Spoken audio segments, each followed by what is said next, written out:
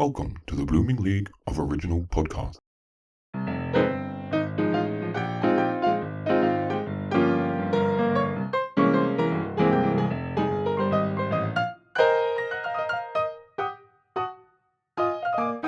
Hello and welcome to Talk Musicals to Me, a new theatre podcast about musicals and their impact on people. My name is Caroline Sheen and I'm here to quiz some of the leading creatives in the entertainment industry about their relationship with musical theatre and how certain musicals may have influenced their lives in ways you may not even expect. From how they first encountered a musical to musicals they may never even have seen, let's dive in and introduce today's guest to open up and talk musicals to me. Join me today as I talk musicals to Stephen Mear, legendary choreographer and director who I first met, in 2000? 25 years ago, on The Witches of Eastwick, which Stephen co-choreographed with the also legendary Bob Avian. We met again a few years later, worked together again a few years later on Mary Poppins, co-choreographed by Stephen and Matthew Bourne. But you do things on your own as well, Stephen. Do lots of brilliant things on your own as well. And directing. It's such an honour to have you talk to us today. How are you? I'm good, thank you, Caroline. And don't forget City of Angels, you did. Oh, God.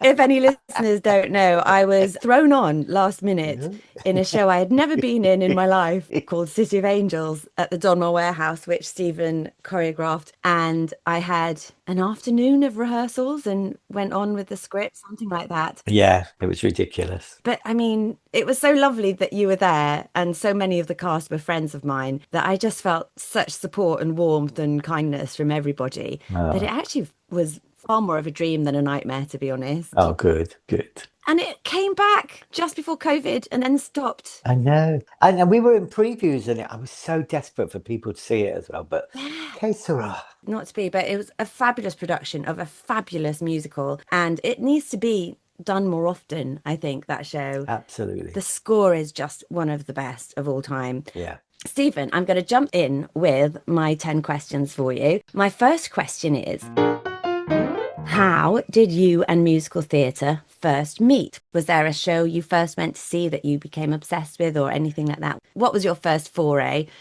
I mean, I used to watch the old films with my family. That's kind of what inspired me. But first musical I saw was at Nottingham and it was Imelda Staunton doing Piaf's. Can you believe that? Oh, wow. Oh, I didn't know she'd done that. Yeah, I was still living at home in Loughborough and she played Piaf. And I remember first time I got tingles up my arm thinking, who is this woman? Yeah. And it was Imelda. Can't believe I got to work with her all those years later. I know, on something quite massive and fabulous as well. Just incredible. I didn't know she'd even done PF. That's one. I bet she was incredible. Yeah. I think it's while Richard Eyre used to run Nottingham Playhouse. Right. That season. Did he do that before the National? Oh, yeah. Yeah. And then kind of take her with him? Yeah. Yeah. Because then she was Miss Adelaide for him, wasn't she, when they revived that? Yeah, she was understudy to Julia Mackenzie at first. Of course. She played Mimi. Yeah. She had 3 lines, she said. Wow. And that's where she met Jim Carter, I believe. Yeah, of course, yeah. And now they're a power couple with a power couple daughter as well, with Bessie. Brilliant. Who's doing amazing things as well. Bessie, their daughter, is in Bridgerton and lots of other fabulous things and just being amazing. I did the movie of Les Mis with Bessie. Oh, did you? We have stood next to each other, I think. And I was pregnant at the time. So I was quizzing her about what it was like growing up with 2 actors as parents, obviously totally paranoid that, you know, having a husband who's also an actor as well, where is the consistency going to come from? There is none. No, there isn't, I'm sure. But she seemed to grow up okay, so she gave me hope. Lovely, lovely girl. Oh, so Piaf. Do you know what? I've never seen it, but obviously I know some of the music in it. Yeah, it's very good. So I just remember seeing it and I was just blown away by this little lady on stage. Wow. And lo and behold, it was Imelda. And were you already performing, Stephen? Were you already dancing or? Yeah, I was dancing from the age of 3, Wow. tap dancing, because my mum used to help at school. So I always did that. I think that was the first proper big musical that I went to see professionally. Wow. And it was that in Nottingham. And so how old were you then, do you think? God, I'd been about 17 or 18. Might be younger. Wow, so quite old really for a first experience of seeing a musical. Yeah, I mean, I used to do amateurs and things like that. Yeah. Oh, fabulous. What did you do in the old Amdrams? Oh, I did Carousel, Dolly, Yeah. you know it, Viva Mexico, all stupid things. So, Viva Mexico. yeah. My mum and dad did that in Amdram Oh, too. did they? My mum got shot by somebody. Her character got shot by someone else. And obviously that person was like a close friend of the family. I didn't speak to him for about a year because he shot my mum on stage. I was so affronted by it.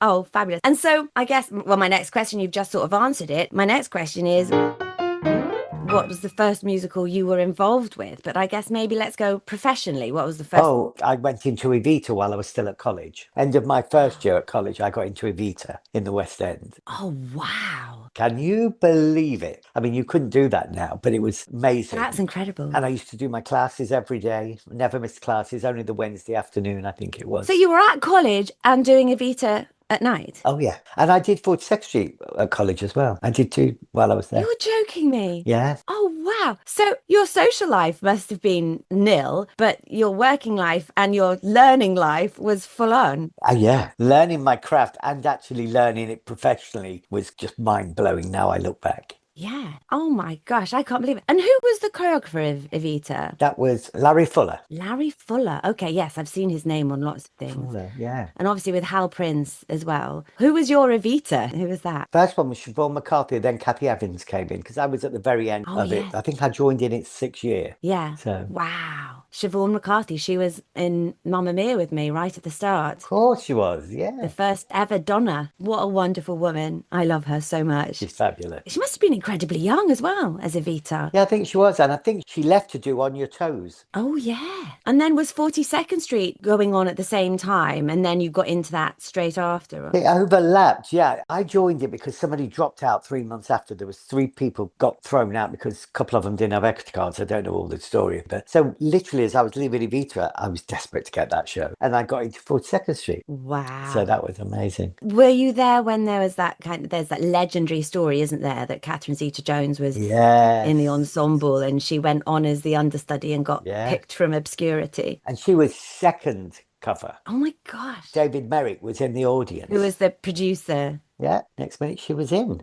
Wow, that is amazing, isn't it? So a bit lethal as well, but yeah. Did they basically drop the leading lady then and put her in her place? I think she left shortly after. Isn't that? My gosh. I know. Wow. Showbiz. If that was going to happen to you, you're going to want to be replaced by somebody who then does go stratospheric. So you go, oh, okay. Yes, absolutely. Yeah, absolutely. You can't fight what happened to Catherine Zeta-Jones, like, honestly. Yeah, she was very young as well. She was very young, but brilliant. You could tell she had something. Yeah. Wow. Amazing. And there you were as well, going, sorry, I can't stop to gossip. I've got to go back to college. Literally was bonkers when I think about it. Were you at studio? Did you go to Studio Centre? Yeah, Studio Centre, yeah. Yeah. Yeah, I was mad. I believe with my husband's auntie. Oh, yes, Angie. Auntie Angie. Yeah, I love Angie. Was there when you were there? Yeah, we were in the same year. Wow. Yeah. Yeah. And then she went into Starlight, I think. Yeah, she was fabulous, I have to say. Oh, she'll be thrilled to hear that. She'll be absolutely thrilled to hear that. I can't remember what my next question is. Let me just check on my piece of paper. I know.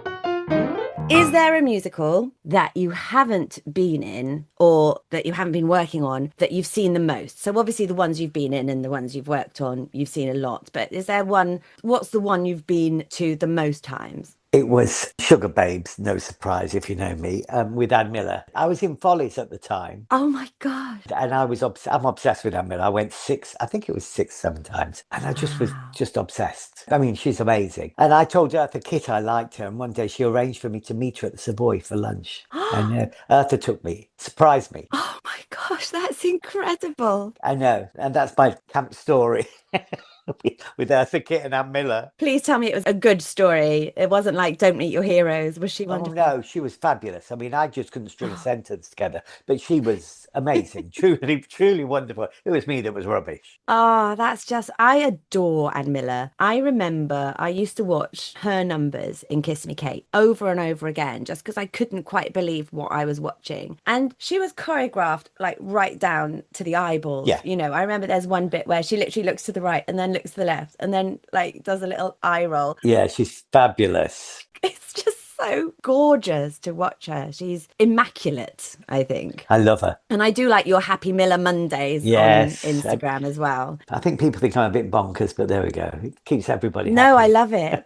Because I think, there's a lot of people out there who don't know these people. I know that really bothers me. I mean, when I was a kid, they were old school, but I used to love watching all those movies. And then you get people that haven't ever heard of, like, what's an MGM musical? And they say, this choreography is great. And I always think, if you look back, the Nicholas brothers was doing most of this before. Yeah. Everybody thinks things are new. And if you look back, you can see where everybody got their ideas from. It's amazing. Well, just now on Strictly, there was that fantastic kid did a dance. I can't remember, it was a Halloween special. Tap dancing on the piano. Tap dancing on the piano, and that was straight out of a Nicholas Brothers thing, watching him do that. And it harks way back. That was the lovely Matt Flint. Yes. Matt Flint choreographed that. Yes, lovely. Oh, fantastic. Because it was the show dance, wasn't it? Sort of performer's choice dance, and he's a tapper. So, yeah, I loved seeing all that showbiz on a Saturday night. It's gorgeous. Me too. And what was Sugar Babes then? I don't know much about. It was like a vaudevillian show. It's just a vaudevillian show where they do little vignette of things. And they all did sketches, and she'd come on and belt a song out she sang like Ethel Merman as well. That was the amazing thing. And then next minute she could tap up a storm. So it was fabulous to watch. She must have been probably in her 60s when she did that, and she was still able to she was. kick up a storm. She was, yeah. Mind you, look at Bunny. Everyone's still kicking up a storm at 60. It used to be old, but now it's just... We're all still trying. We're all still young, aren't we? Let's face it. Brilliant. I'm going to have to find my question. Right. I've only done one podcast in the last sort of 4 months because I've been busy. So I'm a bit rusty. Okay, here we go. Oh, yes. Okay. Which musical made you laugh the most, and which musical made you cry the most? I know it's a show I did, but I did Acorn Antiques. And I just remember not only when I watched it did I laugh, in the rehearsal room, I sometimes couldn't catch my breath. And I'd see it every day. That's the stupidest thing. And I'd sit with Vic and we'd be she'd even be laughing. Like Julie, obviously, Julie Walters. So that always made me laugh. The one that I broke my heart at was Carousel from the National. It went into the Shaftesbury and it was Joanna Riding. I mean, she just ripped my heart out and threw it to a wall. Yeah. And I didn't know her then, strangely enough. Another one I didn't know then. And I just remember being to the point that I couldn't catch my breath crying at the end. So it was just beautiful. Wow. Yeah, they're the two shows. It does tug on the heartstrings, doesn't it, Carousel? God, yeah. I remember, I think they did a scene from that either in Hey Mr. Producer or on a Royal Variety or something. Yeah, I think it Mr. Producer, wasn't it? Yeah, and it's that scene where he comes back and the daughter sees him and then Julie comes out and obviously it's Joe, and even just that one scene, you're drowning in sorrow at it. I know. I mean, I've always thought she was brilliant anyway, Joe Riding. She could do no wrong. But she ripped my heart out. She can just cut right through to your heart, can't she? Yeah, she's just brilliant. So yeah, really is.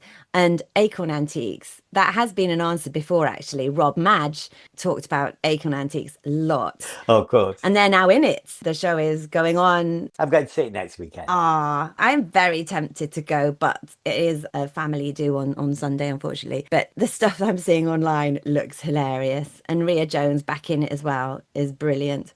She's fantastic as well. I mean, I don't think people know how good she is sometimes. I think she's fabulous. It was lovely when she got her moment to shine, wasn't it? In Sunset. Sunset. When we did Sunset together, yeah. When she understudied Glenn Close. I remember. And then she got to do it herself in Leicester Curve, and I think on a bit of a tour, I'm not sure. But she was the original Norma when he first wrote it. Yes. At his house, at Webber's house. Sidmington, isn't it? That's amazing, isn't it? Yeah, when he was sort of trialling out. What a great kind of circularity. I know. For that story. And I was there when she went on because I choreographed the Sunset with Glenn. Yeah. I remember it's the first time my palms have sweated for somebody because the audience were quite negative at first. I think she turned the tannoy down. As soon as she sang her first number, they went bonkers. So isn't that sad? Yes, it is. There was a time once where understudies would get announced, and I think probably in that situation where it's Glenn Close, she probably was announced. I don't know. But there came a time in the last sort of 10-15 years where if understudies were announced, there were boos in the audience. Oh, it's horrible. Yeah. And that's awful. And I remember when I was doing Les Mis with Alfie Boe, the audience would boo if he was off. And I think after that, people stopped doing doing the announcements. So now when you go and see a show, you don't know if you're seeing an understudy or not. I went to see something last week. I went to see Oliver, Right. and we texted the guy that played Bill Sykes telling me he was great. And he was like, I'm in Italy.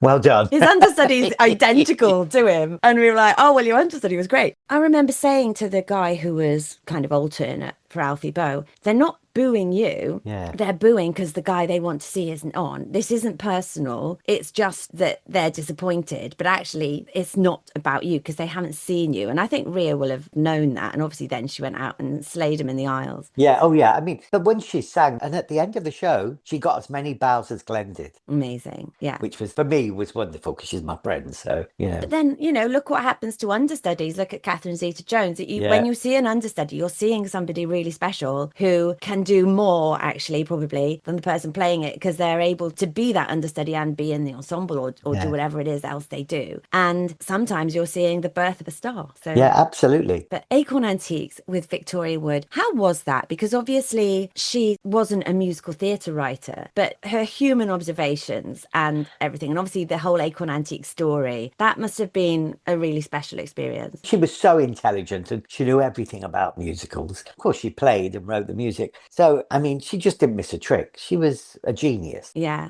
And became a very, very close friend of mine, and which I would never have dreamt once again. Another shocking thing, but it was, she was just a genius, fabulous, Because if she's going to do something, she was going to do it well, wasn't she? And she could always write for the people that were in the show, like Julie Walters. She knew her backwards, so she knew what made her funny or how she was going to deliver the lines. Yeah. It was fabulous. And then obviously Celia Imrie, who I'm loving in The Traitors at the minute. Oh, The Traitors. Can't believe my luck with her today. I can't, seriously. Her and Alan Carr in The Traitors are just joyous. I know. If you're listening, we haven't had the final yet. We don't know what happened. But honestly, I think the national treasure of Celia Imrie, and then remembering that she was in Acorn Antiques, the musical, is just worth everything, isn't it? Oh, she's brilliant, brilliant. And I think that's really interesting that Victoria would see people for what they can do and what they can achieve and then keep them with her. Yeah. It was a real little company that she had, wasn't it? I think she made them really famous. It was her that made Duncan Preston, Celia, all of them, all those dinner ladies lot as well. Yes. Yes. She kind of brought them up the front, and they're all big stars now, obviously. Which is just pure generosity, isn't it, as well? Yeah. It's not putting herself forward. Obviously, she did her own stand-up as well, but, she created companies, and I think that's a very theatrical thing to do, actually. Yeah. Julie Walters always used to say, you always give me the best lines. I can't believe she does that. She says, I wouldn't do it if I was right. So it always used to make me laugh. And Patricia Routledge as well, those monologues that she did. But that's how Mrs. Bouquet started, if you think about it, doing Kitty. Yeah, they're very similar. Yeah. Oh, God, I could talk about her forever. I know. What a privilege to have got to work with her. And there's a brilliant video as well. I think, was it a Christmas special, Stephen, that you did with her? And the two of you danced together. Nick and Margaret from The Apprentice. From The Apprentice. It's so brilliant. I remember saying, because I choreographed I'd choreographed the Christmas show for her, all the Frida and Barrys and all that. And she said, while we were just learning, she wanted to do a duet with me. And I was like, oh, really? I've not danced for ages on telly. So, but I'm so thrilled I did it now because it's always going to be there. Of course. And it's so deadpan as well, isn't it? The two of you just with like the most serious faces, giving it showbiz underneath. It's so brilliant. Stephen, which musical out there is there? Oh, I can't speak today. I'm going to start that again. This is my confession question. I've never seen a professional West Side Story, except the movies. I've seen those. Is there a musical out there that you are ashamed or guilty that you haven't ever seen? Well, there's a film I haven't seen, which is Dirty Dancing. And everybody goes, are you kidding me? And I always go, no, I've never ever seen it. And I've not seen the show. Oh, wow. So that would be my one that I think would shock people, I think. Have you seen the musical of it? I did once. I went, but I can't remember much about it. I can imagine it might be quite confusing watching the musical of it when you hadn't seen the... Of course, everybody's screaming and shouting everything from the audience. I was like, at a party I wasn't invited to, really. It felt so strange for me. And everybody always says, you've never seen the film of Dirty Dancing? No, never. And I tell you, and I never saw Jamie Lloyd's Sunset. Oh, wow. I know I did it years ago, but I never saw it. And I really regret not seeing it. And I'm really mad that I didn't get the chance to see it. Did you go see Evita this year? I saw that at the park. when Yeah. it first came out. So Ah, right. Okay. Yeah. Yeah. No, I saw that Sunset. I loved what he did with it. I think because I've pretty much seen every production of Sunset going. So because I knew it so well, I kind of followed along. I don't know. It's hard to tell, is it, what you would think of it if you went not knowing the story? yeah, It was really clear what the message was. If the story wasn't clear, the message was still there, you know. a lot of my friends loved it more in America than they did in England for some reason. I don't know why.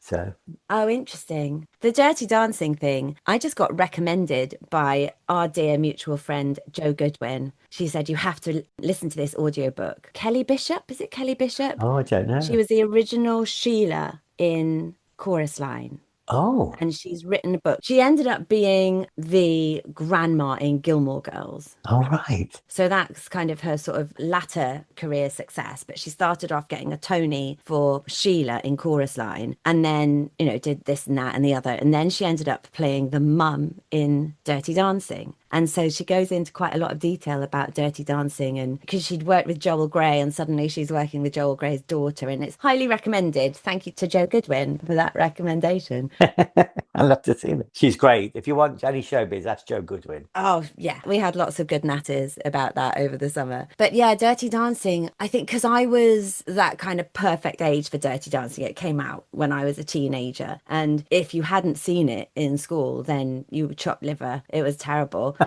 So I had to watch it. And I do remember thinking, oh, he's quite nice, that man.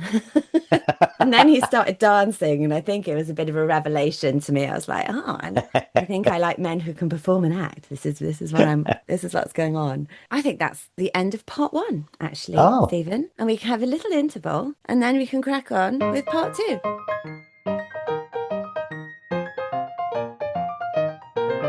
So, on Talk Musicals to me, I thought I would use this opportunity to support some friends of mine who have small businesses. And I put a message out on my social media to see who would get in touch and to see how I can help them amplify their voices. So, I have a couple of ones that I would like to mention today.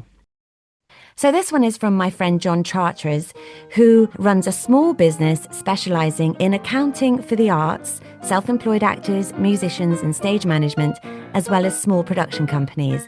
Friendly advice and good value for anyone who wants to get in touch at fresheyesfinance.co.uk. And this is from a dear mummy pal of mine called Lucy McCrudden, who runs a non-profit called Dance Mama, which is dedicated to supporting parents who dance on and off stage. With evidence-based information and support, plus over 80-plus stories, we help parents continue their careers in dance from a physical, mental, creative and logistical viewpoint. Check out www.dancemama.org to see how they can help you navigate your career as a parent.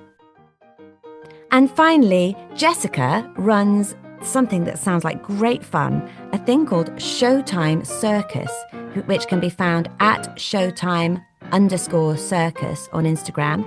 It's a circus school franchise and helps other small business owners franchise or license their business. It's based in Birmingham, but I think there's lots of them around the country. So get online and have a look if you want to learn some circus skills. Hello and welcome back to part two of Talk Musicals to Me with Stephen Mear. I'm having such a blast talking to you, Stephen. This is great showbiz gossip. Oh, thank you. I love a bit of showbiz gossip. Of course we do. Of course we do. The first question of part two is, if you were working in a school, what musical would you put on the school curriculum? I talked about this. I think it would be Just So or Honk. Oh, yeah. Because they're perfect for kids. And it's about caring and love and sharing. And Styles and Drew are so brilliant at all that. You know, Yes. those shows I think are so not done enough for me. Yeah. And I think in a school would be the perfect place to teach kids how to behave with each other and react to each other. It's both beautiful shows. I've done both. Yeah, yeah. Oh, they're gorgeous, aren't they? Yeah. Absolutely gorgeous. Did you do Honk at the National? Am I imagining that? No, I did it in Japan and Singapore. You did it in Japan.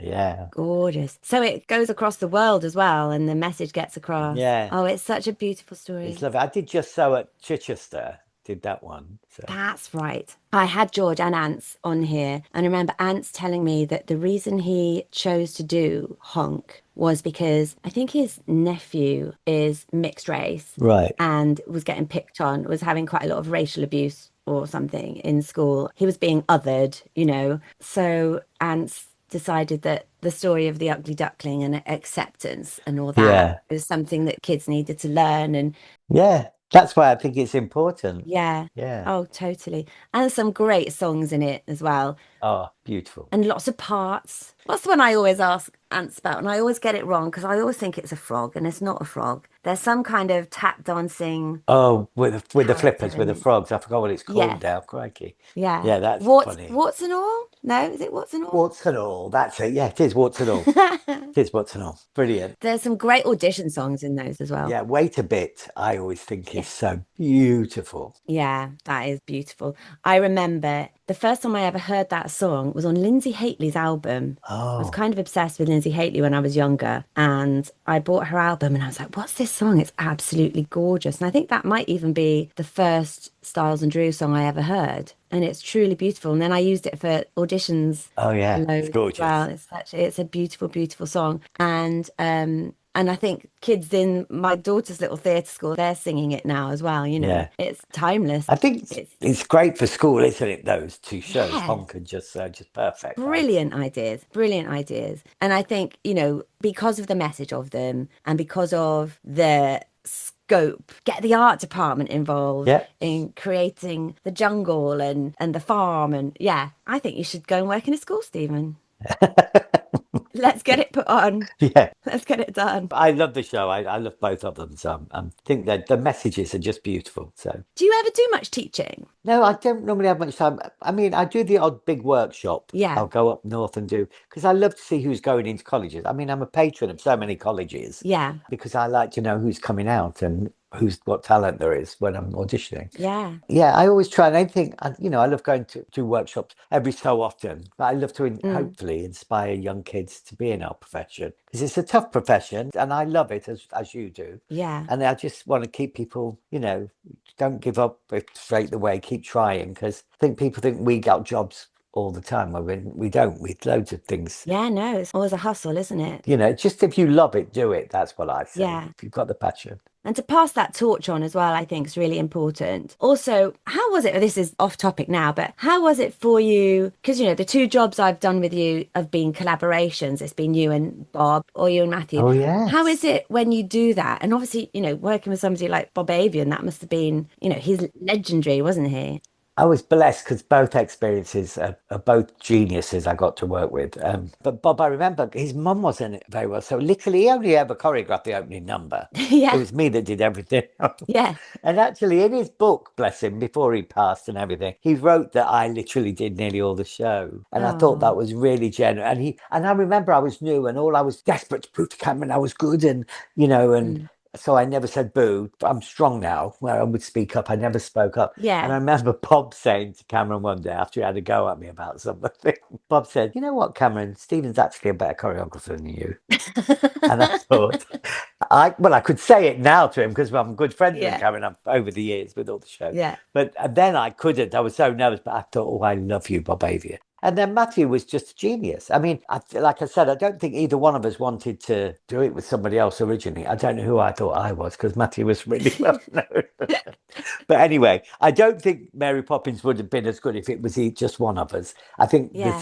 so many styles are in that show, and we never had one bad word. It was brilliant, and we're like chalk and cheese as well. Yeah. So I think that works, and you know, and that beautiful show, Mary Poppins. I'm so proud of it. I'm going to see it this week. Oh, you'll love them. You'll love them. They're lovely.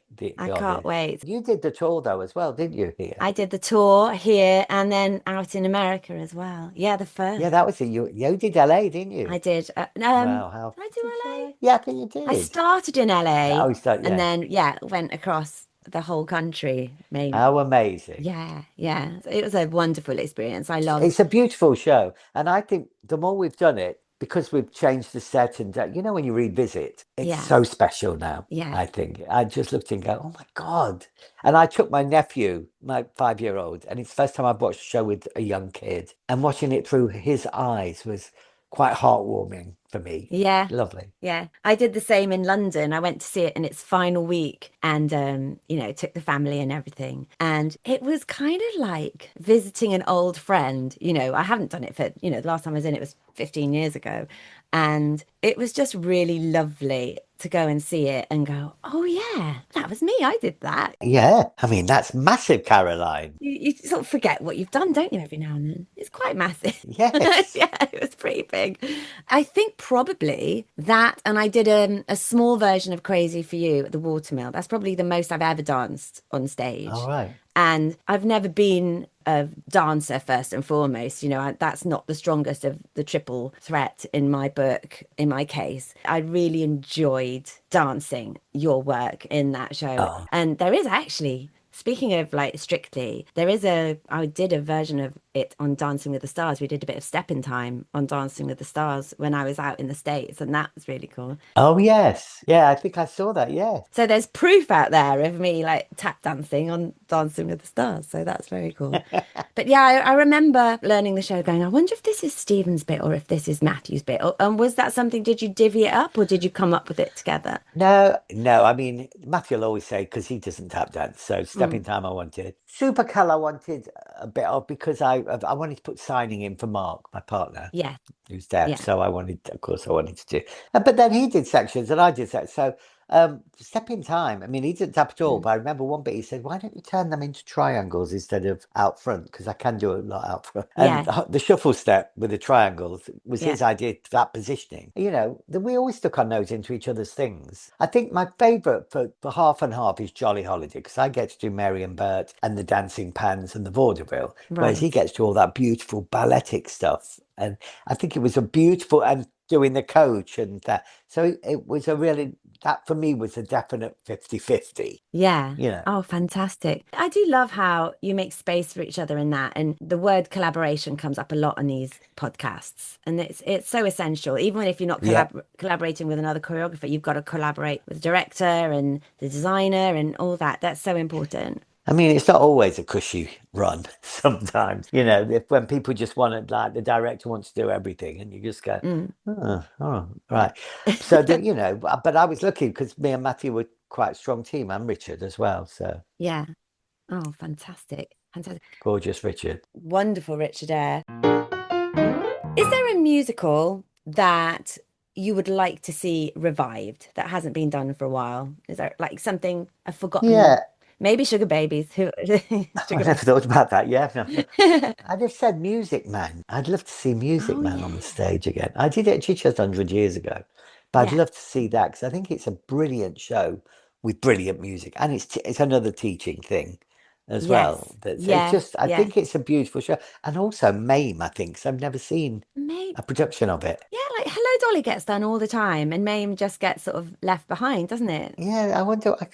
I always question when they've not been done for a long time, if there's something in the Yes, book or, yeah, because nowadays, with things changing all the time and what you can say mm, and what you can't say, yeah. it was a different world then. So, so it'd be interesting to know why that's not done. So I'd love to get my hands on that. Maybe it's a case of going back and looking at it and revising. Yeah, Things get revised as well as revived, don't they? So yeah, looking at it and seeing what needs to change and trying to change it, I guess, depending on the power of the estate, I suppose, yeah, absolutely, yeah. in those cases. And your Hello Dolly that you did, I think you won an Olivier Award for. Am I right in The saying that? Regent's Part one. At the Regent's Park. Yeah, yeah, I did. Yeah. I saw it twice in a week, that show. Oh, did you? Yeah, I was obsessed. Yeah, I mean, it was really fun, and I got to do it again in Paris, but I got to direct it as well this time at the Lido with Yes. Caroline O'Connor. Just now, right? Just this Yeah, Christmas, just gone. so that was quite wonderful as well, and they're very different because I couldn't remember Mm. anything I'd done in the other one because we didn't have film everything then, so I couldn't remember. So it's quite, in a way, it's quite good. I was quite pleased I Yeah. couldn't remember, but I just love Hello Dolly. It's a beautiful show. Oh, it's gorgeous. The score of it is so wonderful. Yeah, The story, about opening your heart after loss and trusting people It's Yeah. beautiful. I know, because you can sometimes think it's a bit flimsy, but it's not when you read the book properly Yeah, or you yeah. read The Matchmaker. It's all set from that, and it's really beautiful story. And you know what I love about Hello Dolly? I love that it's in Wall-E. Yes, That little robot I know. discovers about humanity via Hello Dolly. Brilliant. I love how things can cross over like that, and Yeah, the absolutely. cultural world gets changed and moves on through all these little jigsaw pieces. It's so wonderful. Okay, so we're going to do Mame and what was the other one you said? Music Man. Music I'd like Man. a Music Man. Yeah, they did that on Broadway, didn't they, recently with Hugh Jackman? Did you see that? No, I didn't. No, no, I'd like to. I also love Grand Hotel as well. That would be one to come back. I think that's a fabulous show. Are you ever in a position to say to somebody, I'd like to do this show, let's put it on? Well, I am a little bit more now, Yeah. but sometimes the politics and time in it and how long it takes to get it all together is Mm. something I've not. I wish I'd have been more stronger about it, because I could have got quite a few things on, So Yeah. Your other foray into directing and choreographing was She Loves Me in Chichester, which I hear was one of the prettiest, loveliest productions ever. it was stunning. And Yeah. I was blessed to do it, and because I was associate there for 8 years, and one of my Mm. things was to direct something, and I think they were all expecting me to do a big old showbiz show, and the one I Yeah. wanted to do was, if I'm going to direct something, I have to know it backwards. Right. I don't want to be caught out. I Mm. want to go in there knowing everything about it. And that was a show I fell in love with when I saw Ruthie do it at the Savoy. And I remember thinking, oh, I'd love to direct that if I had the chance. And it came round, which was beautiful. Oh, that's I got the lovely. choice to do that as well. They asked what I wanted to do, and they got the rights for me. Gorgeous. I have a feeling that might have been when I was out in America. So I never got to see it. And, obviously Diane and I are incredibly good friends, and I wish I'd seen her do her Amalia in that. She was fabulous. Bet she was. Beautiful. What a beautiful cast you had down there. Yes. Oh, is there an archive? Can I go and watch the archive recording? I'm sure there is somewhere. Go down, smile nicely at Chichester people. Go, hello, can I come in? Music Man, that was Chichester as well, wasn't it? Yeah, Rachel Kavanagh. When I first got that, it was first announced, I got 2 messages literally straight after each other. I've always met from Styles and Drew, both Yeah. saying the same thing. 76 drag runs and the barrel roll. But they both said the same thing. They are spooky sometimes, aren't they, those two? Yeah, they are. Spend far too much time together. But good things happen when they do, so that's good. Yeah, That's good. yeah, absolutely. Is there a musical which inspired you to make a strong choice in your life? God, there's few.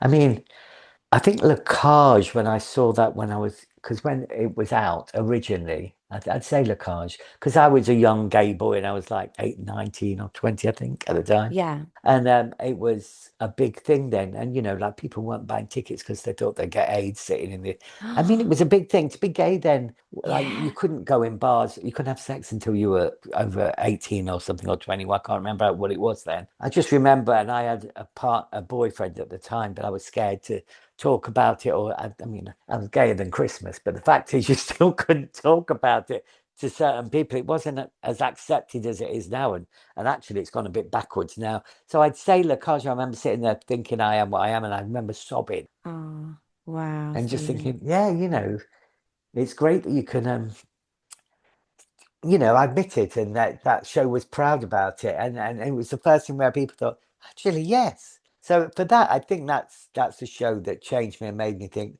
you know what, I'm gay. I'm just not going to hide all the time or just deny things, because stupidly we all used to deny. I mean, and half of us, like I said, were gayer than Christmas. So it was, but it's sad that we had to do that, and it was harder when I was younger. I always feel the word's not lucky, really, but I'm aware that I joined the industry just as the AIDS epidemic was dying down, and that there is a generation just slightly ahead of me that lived through that Yeah. incredibly difficult period and were in jobs where boys were going home and not coming back in the next day. Yeah. And it sort of blows my mind. And I think it wasn't really driven home to me until I saw It's a Sin. Well, I knew all those people they were talking about. Yeah, of course. Dursley and all them. I mean, I was in Follies with him, and so I knew them. And Jill, Jill who played the mum, it was about her. I mean, we all did those concerts. I remember choreographing one of the first concerts to raise money for them.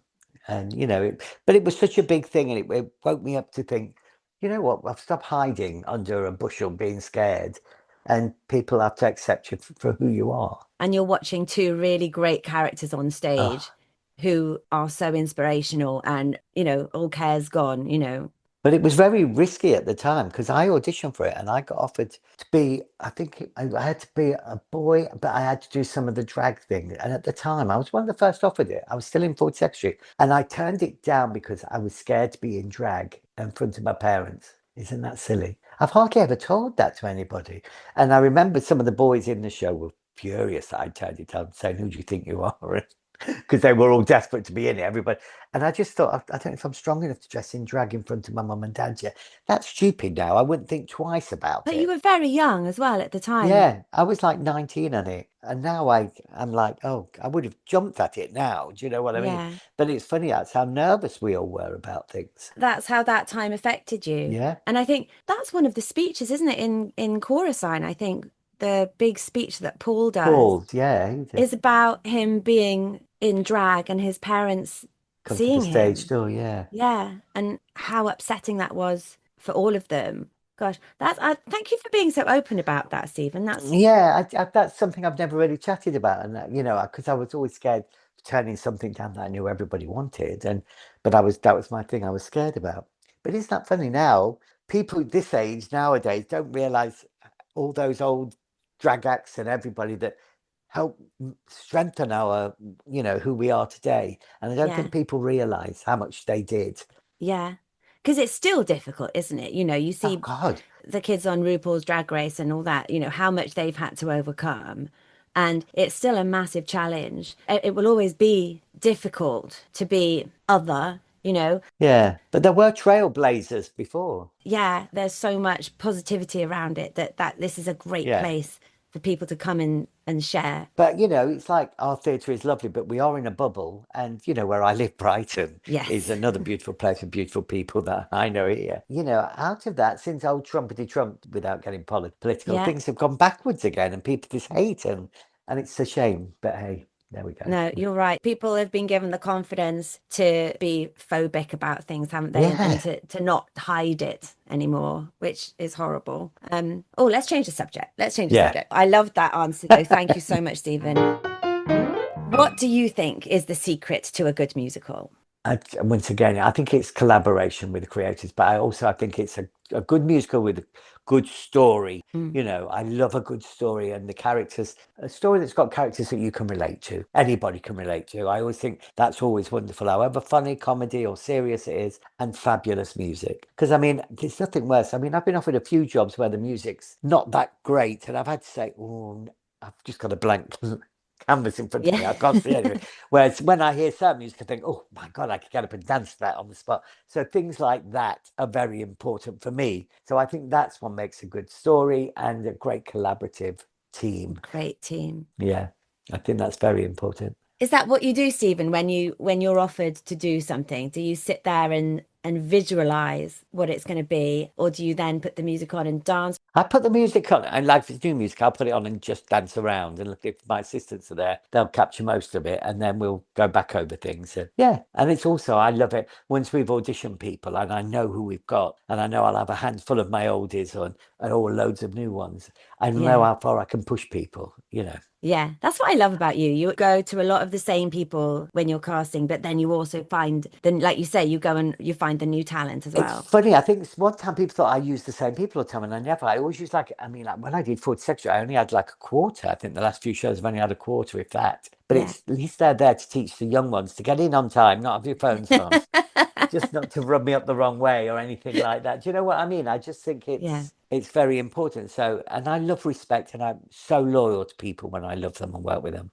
I really Yeah. am. You know. So. I'm starting to feel that as I get older. I'm starting to feel, oh gosh, am I the one that's meant to teach everyone how to behave in this room? Like, it's quite a responsibility. But when I hear about some behaviours in colleges, I'm like, you've got to be kidding me. They'd last 2 minutes in my rehearsal room. And I'm not saying I'm like Hitler, but I No. just love nice discipline. I love have a happy room and work. Yeah. So, you know, I just did 4 weeks on a really lovely workshop and it was great. It was people from all different ages. There was no kind of old group and young group. Everybody was kind of scattered across and everybody took the work really seriously, but nobody took themselves seriously. It was so much fun. That's the good thing, isn't it? Focus was amazing. And then as soon as we were on break, it was wild. And then it would be Yeah. focused again. I loved that. Yeah, and you know, like we're very good friends, but you know, when you work with people that you're good friends with, they know they're just people I work with. I always think are brilliant and are all triple threats and fabulous, and you know, they know they can have a laugh out of the room and then focus when you're in a room, and that's why we deliver the best stuff. You know. Yeah. And it's fun. You end up having fun in work when it's good like Yeah. that and it's a buzz. And then the product on stage is always going to be better because people are on stage having fun, respecting each other, and doing excellent work. Yeah, and I think if you've got a company that's trouble or there's something like that, I have to take a step back now after COVID and go, we're not curing cancer. No. We are putting on shows to make people happy and da da da. And we should be happy doing it. We shouldn't be miserable if that people, you know, that's why, you know, if I don't want to do something anymore, I won't do it. I'm lucky I'm in that position. Yeah. Or work with people that are going to be a pain in the arse. I don't wish to do that anymore. My life's too short. Oh, Stephen, this is brilliant. I'm loving talking to you. This is my last question now. Okay. You can pick any musicals that you have worked on or you haven't worked on. It's open wide. Which musical out there feeds your soul the most? What's your go-to musical to feel good? Oh, I think I'd go back to Carousel. I know it's dated and with him slapping her and all that, that's always a bit dodgy nowadays. But it's such a beautiful, heartwarming story about love. I mean, I just think it's one that I always think is really special. But that still happens, Stephen. And why should they have to hide their story? You know, there is Yeah. still domestic abuse and everything. The forgiveness thing, I guess, is problematic. Yeah. But if I want to watch a film that makes me happy, I'd say Dolly with Streisand because that's just lovely. And I just escape. And that show makes me escape. Choreographed by Gene Kelly. Yeah, amazing. Directed by Gene Kelly? Maybe he did Directed. Yeah. I think Michael Kidd came in as well. Wow. Michael Kidd did some, yeah. Have you ever done Carousel, Stephen? No, I've never done Carousel. Is that on your bucket list of shows Yeah, to do? I've still got a big bucket list of shows I still want to do. So fingers crossed. Yeah. Before I'm in a wheelchair, being wheeled round. So Just doing it with your fingers. Yeah. And do this and then that. bagging a stick like Debbie Allen in Fame. So Wasn't that National Theatre? That was a big ballet choreographer, wasn't it? Was it oh yeah. Oh my God. I'm gonna hate Macmillan? myself. Somebody Macmillan? Yes, it is. Yeah. Yeah. It was. It was fabulous. The whole production was stunning. I remember sitting there being amazed. Wow, I wish I'd seen that. I never got to see it. But I listened to the soundtrack of that specific production a lot. I think it's absolutely stunning. And Joe Riding in that role is beautiful. Yeah, and Janie D, wasn't it? It was both of them. Janie D, yes. I don't think she's on the soundtrack though. I think it's whoever did it when it transferred. It's the other girl. Yeah, Yeah. Yeah. Katrina somebody. Yeah, that's it. Katrina, she went to studios. Yeah, but I just quite often when I'm listening to musicals, I will fast forward the overture, but there ain't no fast forward in that Carousel Waltz. No. It is sublime. It makes me cry just listening to that music. That's amazing. And my other favourite overture would be Gypsy. Yes, there's no fast forwarding that one either. Although I do remember thinking, do you remember when we first heard the overture for Witches of Eastwick? Because they did a proper overture for that. That's incredible too. Well, I've just been to see a college production this week in Brighton, Oh, wow. Brighton Academy. Fantastic. They were fabulous. And I sat there thinking, smiling all the way through, thinking, God, this is such a brilliant show. I'd love to get my hands on this again and have another go. Because Yeah. we were all young, you know, 25 years ago. It was a long time ago. And I feel like a lot of us were kind of at the start of our careers and we were all quite, like you say, Yeah. you were quite naive and didn't want to tread on anyone's toes. So I wonder if it was readdressed now with Yeah. like that bit more confidence that we all have. I wonder how that would be. Yeah, definitely. I love that colleges are doing it as well. Yeah, brilliant. There's about 3 doing Someone it. told me the other day there was a high school doing it and I was like, it's a bit raunchy for a high school. It is. And actually, it's very sexist listening to it the other day. But I find that funny. That's what made him so hideous. Yes, exactly. That's the whole point of it, isn't it? Yeah. I think there could be quite a good aspect for Witches of Eastwick now to be that kind of, you know, in the Me Too world, Yeah. there's quite a good case for it to be readdressed. And in a way, you're laughing at. You've got 3 strong women, really, Exactly. which was before the time. So it's a perfect one. And also people know the music now. They didn't know it when we first came out with it. Yeah. But it was a fabulous show. We were great. Well, we were lucky to be in it. So grateful. We were very lucky to be in it. I do wish I'd kept a diary on it, though. Oh, I know. Seriously. I know. I could write a book just on that bit, actually. But there we We'll go. talk more about that off the record, Stephen. Thank you so much for joining me today, Stephen. It's been so lovely talking to you. Thank you. And you. Is there anything next in the pipeline for you? Can we see what you're doing next? Well, there is, but I'm not allowed to say it yet. So there's a couple of things. No worries. But, so fingers crossed they'll be coming out soon. You'll find out. There's no retirement on the cards yet. That's good to know. No. I love what I do so much. So I don't think I'll ever retire, really. You are one of the loveliest choreographers I've ever had the pleasure to work with. It's always just so much fun to be in the room with you, and the laughter is just off the scale. I wish I was in Acorn Antique so I could have experienced that laughter too. I remember Rob Madge said we had to go and watch the documentary of the making of Acorn Antique. Oh God, yes. And it's just great. It's so funny. So funny. Brilliant. Go and watch the documentary right now on YouTube. Yes. Let me know what you think. Take care, Stephen. Thank you so much. Love you loads. Lots of love to you too. Take care. Bye, Caroline. Thank you so much for listening today. This has been Talk Musicals to Me for the Bloop Network. My fabulous producer is Aaron Ware, and the music you heard is from the pen of the sublime Tom Self. If you get a moment, please subscribe or follow and rate the podcast by clicking the stars below on the podcast page. It takes about 2 seconds to do, and it will really help the podcast and its future life, and would make us massively, eternally, enormously grateful. In the meantime, another huge thanks for tuning in, and please do so again next time to see who will be next up to talk musicals to me.